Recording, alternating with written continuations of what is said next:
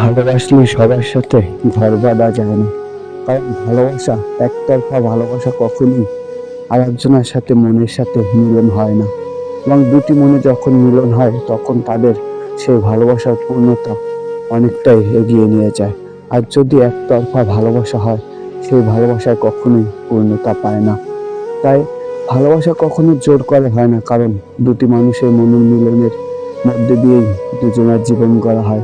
এবং আল্লাহ তাআলা যার সাথে যার জোড়া মিলিয়ে রেখেছে, আসলে সত্যিকার অর্থে সে তাকে যেভাবে হোক পাবে। আর যদি আল্লাহ না চায়, কখনোই তা সম্ভব না। তবুও যারা না পায় তাদের একটা জিনিস, আকাঙ্ক্ষা, কষ্টের একটি যে আকাঙ্ক্ষা, সেটা কিন্তু তাদের মধ্যে থেকেই যায়।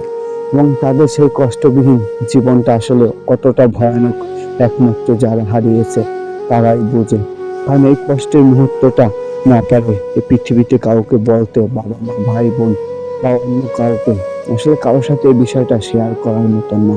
কারণ কষ্ট একমাত্র সেই বুঝে যে হারিয়েছে তার প্রিয় মানুষটিকে। এবং প্রিয় মানুষটি হারানোর যন্ত্রণাটা অনেকটাই ভয়াবহ। না আছে এটার কোনো মেডিসিন, না আছে এটার কোনো ডাক্তার।